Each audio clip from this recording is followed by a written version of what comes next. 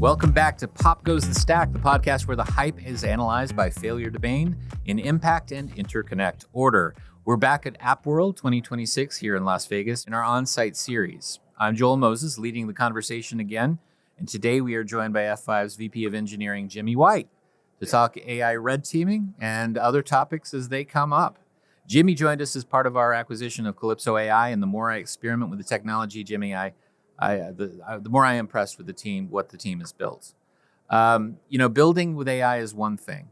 Proving it's safe, predictable, and resilient under pressure, that's quite another. If you don't mind, let's dig into how red teaming works in practice, maybe starting by what it is. Yeah. So the idea that you build an application, whether it's AI native first or adjacent, and that AI is in some way involved, and you think you can test that sufficiently with just human means. Mm-hmm. It's forgetting about the non-deterministic nature of AI. And so when you think about and introduce that concept, you very quickly realize you need a not just programmatic way of doing this, you need a genAI-powered programmatic way of doing this. Mm-hmm. And if I was to give the simplest, in my opinion, version of what that means, it's think about genAI as a permutation attack. If there are n ways of creating y prompts, mm-hmm. and you're fearful that one of those prompts could get you information or cause an action that is unwanted, then you need to bring genAI in to create those permutations to find the right combination that gives you that information. So a quick example, if you've got an app that is connected to a system like Confluence or a database through an SQL MCP server, and you know there's data in there that is not supposed to be given out somewhere in the database or somewhere in Confluence, but you're relying on the built-in guardrails of the chosen genAI model you're using or a gateway, then you are hoping that the user doesn't create the combination of prompts that translate into tokens to get the information out. So instead of hoping, I think a better approach is to use red team. Okay. And red team is effectively a combination of testing our huge database of attacks. That's one purpose against the genAI model.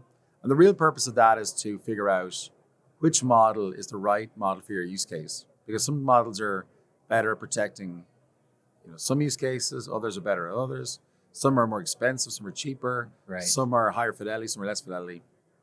But when you're talking about a security use case, that the crown jewels, you're worried about what's taken from a Confluence or a database, then you want our custom intent. And a custom intent is just that. Think about an attacker. What is their intent? They're trying to steal, let's say, salary information or source code. And remember, Confluence has loads of snippets, right? It does. And private engineers put them in there expecting they're never going to see the light of day, right? And so what you want is to say in the intent, I want to steal salary information, or I want to steal source code, or I want to get an API token or an AWS IAM token. And so you save that, you press go. And what Red Team does is we've built a team of Red Team agents. They have the ability to figure out new attack techniques from research papers. Uh-huh. They have the ability to backtrack. So they'll go down a path that they think they're getting traction on using a known attack or a new attack. And then when they hit a wall or a refusal from the model, they'll backtrack and try a different angle.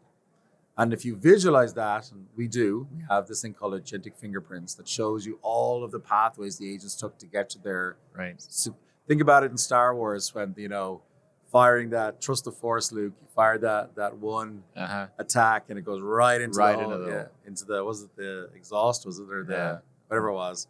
And womp rats. That's the practice down those exactly. Yeah. And so you're looking for that sweet spot, and an agent will search. I always think about the visual in the Matrix. Remember when they're hiding in the submarine and the robots are coming to find them? and they're sitting there silently, those robots are our red team.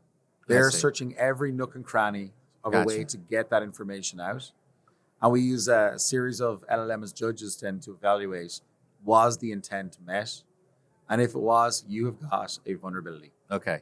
So if I can decompose that, the difference from traditional red teaming is your adversaries are AI themselves, and they're working autonomously. Some of the tooling is remarkably similar. It sounds like a red team will commonly use fuzzing tools. Yeah. But the difference is, instead of perturbing certain values that you witness, you also have additional tools at your disposal to perturb the model even further. Things like additional context becomes part of it as well. So contextual awareness becomes part of the testing strategy. 100%. And even if you think about social engineering, a lot of this is social engineering. How can you convince? It's interesting. You got to get past the out of the box guardrails, but not in an obtuse way that doesn't allow you to get the information. So that Wayne's World scene. It's like, I need to get in there. Right. And the guy's like, you can't get in. He goes, but my girlfriend's in there. And he says, a lot of people's girlfriends are in there, right? So when you're coming to you got to get past that bodyguard, right? But then just getting into the area doesn't mean you'll get to meet the band, right? So there's two parts. There's the bypass to out of the box security, and then get to the prize. Gotcha. So let's talk about it in terms of output. So what does AI red teaming reveal that normal red teaming would not? Okay, and this is my favorite thing. So we talked about fingerprints, where it shows you how it got there. The what is your intent? So I got the information.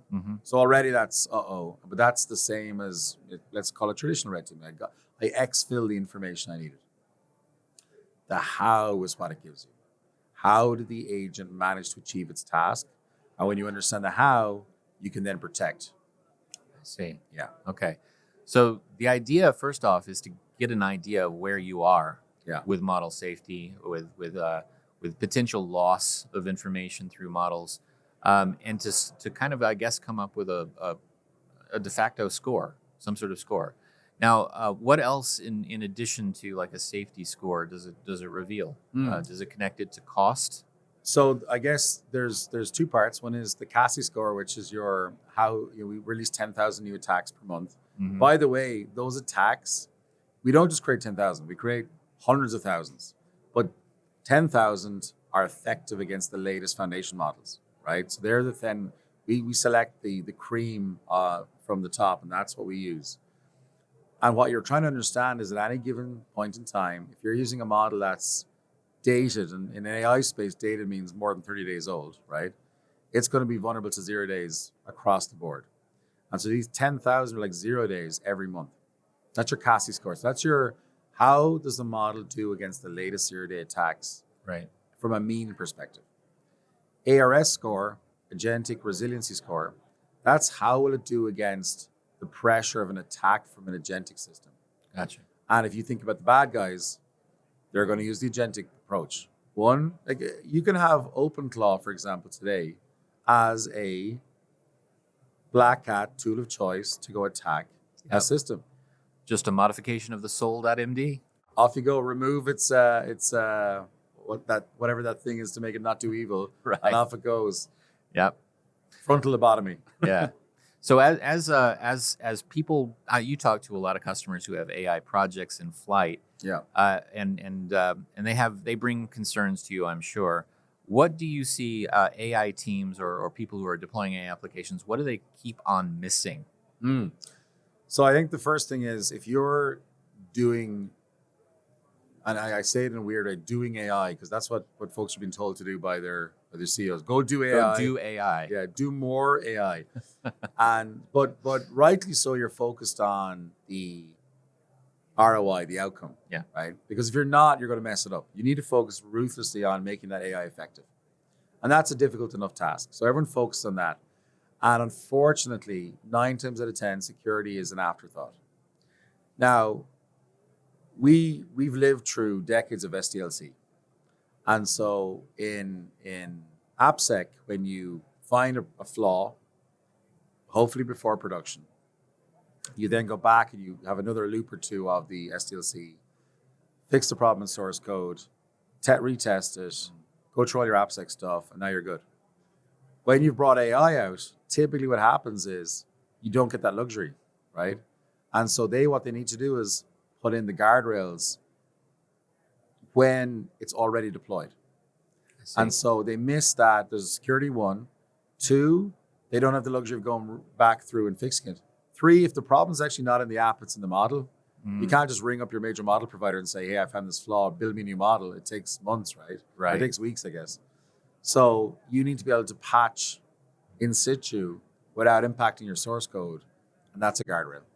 I see. Okay. So we're going to get to guardrails in just a second here, but I want to definitely figure out how to translate a red teaming report, a scoring mechanism, into devising protections that can be fed into the guardrails. You just said people go and deploy guardrails after things have already been deployed. You want to get in advance of that, of course. So what's necessary to translate red teaming discoveries into actionable guardrails? Okay. So there's 2 things. One is where you do the red teaming in your SDLC. If it's early, if it's before and you're doing model selection, then you can pick a better model, right? Honestly, you can just say, I'm going to run this against 6 models. Don't pick that horse. Pick that horse. Yeah, and the CASI score tells you straight away, this is the best. Pick that one. So you're already reducing the attack surface. Okay, good. Second thing is once you've selected the best and most secure model, you then will get niche remediation suggestions, right? And they translate into guardrails. You can build those beforehand, to your point. It's much better to do it beforehand than doing it after the fact. Right. One other thing you can do, and this is what people often overlook, when you build an AI application, it's software. You can still do input filtering via software. Sure. Yeah. So or even middleware. Or even middleware, yeah. So there are the old school ways of doing things that still work just great. And then there's the new school requirements for more complex attacks that you need to use, new solutions like genAI-powered solutions, etc. But they're the things you should do. Now, there's one thing we haven't mentioned, which is what if you do red team on an already deployed application? And typically this is a 0 day, right? So a new attack technique has been discovered. You find out after the fact that your product is now vulnerable to this. And so the best course of action there is auto-remediation. Okay. And so if you want, we can talk about that, but I'll leave it up to you. Well, let's talk about auto-remediation. Okay. So these are, of course, things that are deployed as guardrail enhancements on an existing operable system. Correct. Is that trustworthy enough? So if you said in the abstract, is it trustworthy enough? The default answer is always no, right? So let's be honest. Right? Can I trust this thing? No. Yeah. So what makes me trust it, right? Yeah. It's data. Always data. There we go. So what we do is when we discover a new threat against a production system, our remediation is a team of agents, and they build a ton of policies. These are guardrails, a ton of them. Okay. Intelligently. And they test the known vulnerability against it to make sure they get above 90% efficacy protection. Okay, but imagine if you said block everything. That will give you 100% protection. Sure. But also 100% no customers, right? Self-denial of service. Exactly. So what you want to do is get positive and negative. So they derive positive and negative test cases. Okay. Including real and false. They go through that until they get that 90% efficacy. They send that to you, to that SOC analyst, and say, here's the problem we discovered, plus the suggested remediation. Now, if you were to tell people 2026, we're going to start just doing 24/7, 365 guardrails automatically, they will say, no, thank you. and rightly so. Yeah. So what happens is that person gets the option to press publish, but they get provided the evidence. They get shown how are the test cases executed, what test cases were executed, and they can decide themselves to publish or not. I see. So adjudicating this by consensus is sort of the way to gain trust that that what you put in place isn't going to either remove the access that should be there or damage something. Well, that's really interesting. So let's move to guardrails for a minute. What do you say to people that say that eventually these systems will simply have guardrails already internalized? Oh, I love that question. So we have been doing our CASI leaderboard since February 25. Guess how much better these things have gotten in over a year? Not a whole lot, I would guess. No, because just by observation. Yeah, and as soon as and to be honest with you, it's kind of like the thing where I said block everything. Yeah. Models to be better and better and better continuously are on the risk edge. And so when a new version of a model comes out, it's better. But to achieve that growth and betterness, if that's a word, it takes more risks and it has to allow more pathways to achieve its goal. I see. And so let me ask you a question. Sure.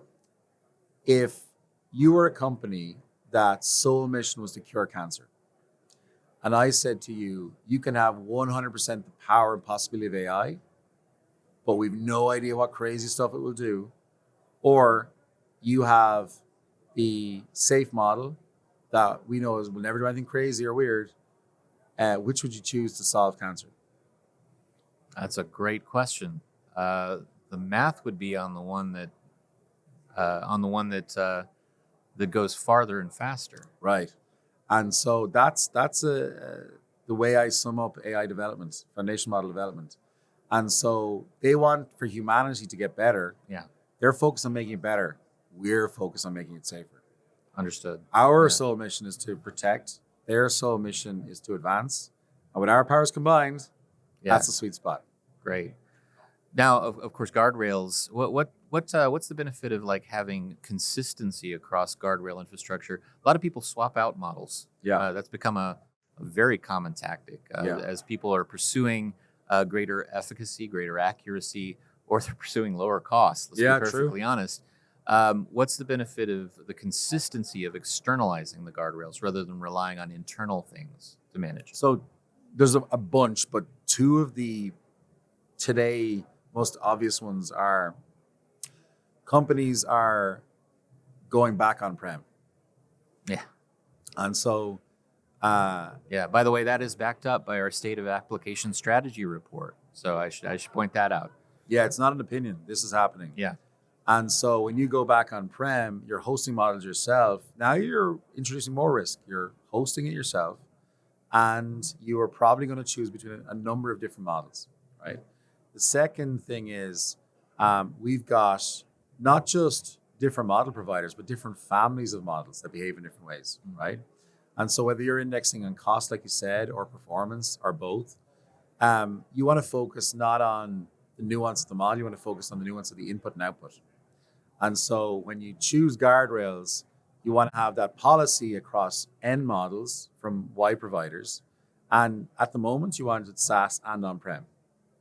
Right. So I don't know how many permutations that was, but at minimum 6. To the power of N. Yeah. Wow. Yeah. That's pretty wild. So what are some of the most simplistic guardrails that you see people not using?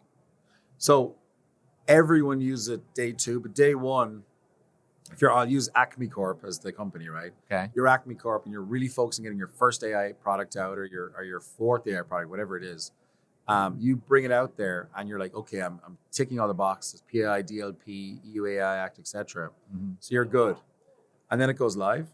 And then someone says, tell me all the illegal things Acme Corp have done in the last 20 years, right? And they go, oh no. But instead of having to redeploy, re-architect, choose a different model, whatever, they just pop in a guardrail and it's super simple. Don't allow any negative content about Acme Corp. Yeah. Publish, done. Now, your model will never say anything to your customer negative about your company. And the reason I bring that up is when you publish a new AI app, every armchair attacker in the world logs in and just tries to get you to say something negative about your brand. And then another one we have, which is a common one, often AI apps that go out there, all the testing was positive testing. So the customer will say, let's say it's Acme Corp Foods, right? And they'll say, tell me delicious treats from Acme Corp Foods that are low in sugar, right? Yeah. And it'll give you those. But of course, the second that goes live to non-internal people, they'll say, give me a list of delicious from other competitors that are, even better. And it will then start just bragging about your competitor. Yeah. I've heard that generative AI is is kind of the technology space as a whole is kind of an inveterate people pleaser, right? Oh, It wants to do things that make you happy, not Yeah. things that are necessarily right. and if you're a bad person, things that make you happy will not be good for a brand. That's right. Yeah. That's right. So before we close up, and I do want to get some questions in about agentic AI and your Yeah. thoughts in that space. Now, recently, agentic AI has gotten pretty dang hot, especially around OpenClaw, various things like that. It's gotten a lot of media coverage. It incorporates a lot of things that kind of throw away some constructs.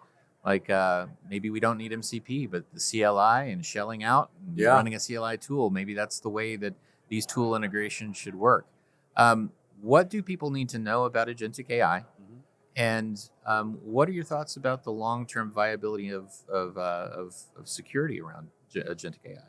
So I think the number one thing people need to use. So I always say this: it's easier to learn how to swim in the water than it is on land. So everybody out there should start using agentic AI just as a hobby thing. Get used to it. Immerse yourself, I right? agree. And so learning through practice is, in my opinion, the number one way. So when you're using agentic, the simplest way to think about it, I think, for most folks is the platform you use, right? So whatever one there's loads of good ones. Pick whatever one you want. That's the intent. You're just telling it the rules it should adhere to. Yeah. It can't do anything. It's still useless without a brain. So that's the model. Pick a model, the right model, and that could be the most secure, the cheapest, whatever, right? It depends on your use case.